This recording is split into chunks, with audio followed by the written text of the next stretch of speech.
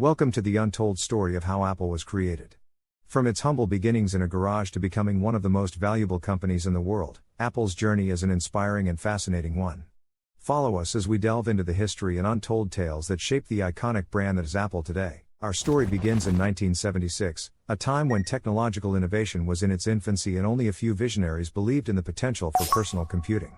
It was in this climate that two friends, Steve Jobs and Steve Wozniak, tirelessly worked in a humble garage in Los Altos, California, to give life to their shared vision, a vision that would change the world. Both Jobs and Wozniak brought distinct yet complementary qualities to the table. Jobs, the embodiment of the ever-anticipating innovator, had an instinctive understanding of market desires and design aesthetics. Wozniak, the engineer immersed in the intricacies of technology, possessed the acumen to transform those desires into reality. Together, they harnessed the potential of microcomputers, pushing the envelope of computing power far beyond what anyone thought possible. The duo's initial creation, the Apple I, was introduced at the Homebrew Computer Club. It was essentially a circuit board, sold as a kit and requiring the users to add their own case, power supply, and keyboard.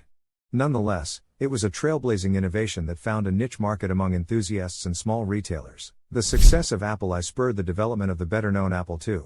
Released in 1977, Apple II was the company's first commercially successful product.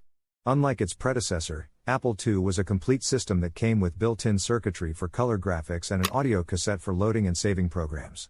It was a nascent step towards making computers more accessible to everyday users and a precursor to the computing revolution that lay ahead. Apple II's success spurred rapid growth for the company, triggering a series of internal restructuring.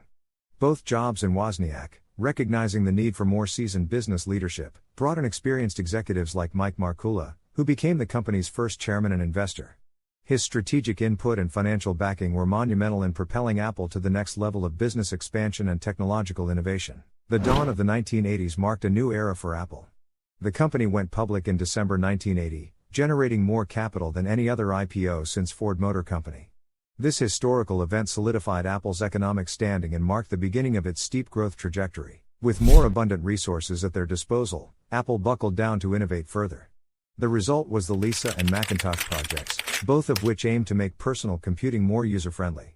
These efforts bore fruit in 1984 when Apple introduced the Macintosh personal computer with a graphical user interface and a mouse to navigate. It was a seminal moment in computing history, transforming the Catan mouse game of command prompts into direct interaction with the machine and making personal computing more intuitive than ever before. As Apple soared with innovation, clashes between Jobs and then Apple CEO John Sculley ensued over strategic direction. The tension reached a crescendo in 1985, leading to Jobs' infamous departure from Apple. This was a significant event in Apple's history, with many believing that a critical piece of its soul left with Jobs. Through the late 1980s and the early 1990s, Apple temporarily lost its luster as it struggled to maintain market share against its then arch-nemesis, Microsoft.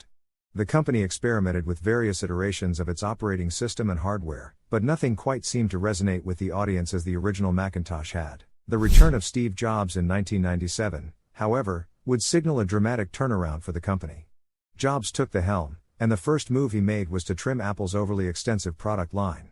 He also initiated alliances with erstwhile competitors, such as Microsoft, a signified shift towards a more pragmatic approach to business. It was under Jobs' charismatic leadership that Apple truly began to innovate again.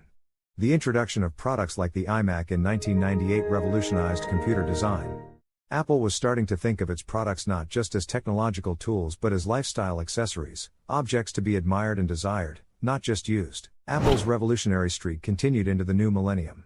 The introduction of the iPod in 2001 not only redefined the way people enjoyed their music but also laid the foundation for Apple's future transformation into a predominantly mobile device company. If the iPod marked the beginning of Apple's shift from a computer company to a technology behemoth, the iPhone of 2007 and the iPad of 2010 confirmed it.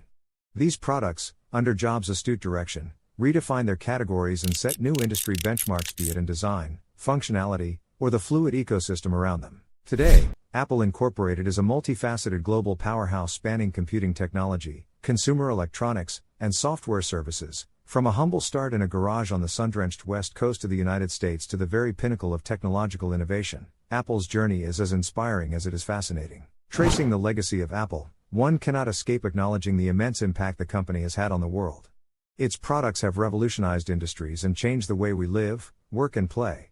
From empowering individuals to enabling societal change, Apple's far-reaching influence is both undeniable and undeniable. Equally undeniable is the role human perseverance and vision played in Apple's astounding ascent. When the world scoffed at personal computing, Jobs, Wozniak and their comrades in arms believed.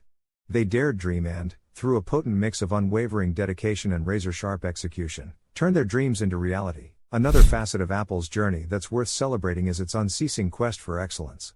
From its products' outwardly impeccable design to their seamless functionality, Apple's hallmark has been its unyielding attention to detail and its focus on continuously enhancing user experience. But Apple's history isn't all about unmitigated success. It's also about humbling setbacks and crucial learnings. Take, for instance, Apple's decline during Jobs' absence and its subsequent reinvention under his bold leadership. These periods of adversity are often what spurred Apple to redirect its focus and push the envelope of innovation once again. As we stand at the brink of the present, where Apple Incorporated reigns as a titan in the technological realm, it's interesting to speculate about the future. How will the company continue to wield its massive influence in a fast-evolving world? What new revolutionary products and technologies will they come up with next? The only certainty is this: Apple's story is far from over. So we've come to the end of our journey through the halls of Apple's illustrious history. We've explored the forbidden fruit's myriad facets, marveling at its incredible rise, imbibing invaluable lessons from its tumbles, and pondering intriguing possibilities for its future. One thing, however, remains abundantly clear: no matter how you view it, the story of Apple is a story of triumph through tenacity and vision. An ode to the power of human ingenuity and a testament to the profound impact such ingenuity can have.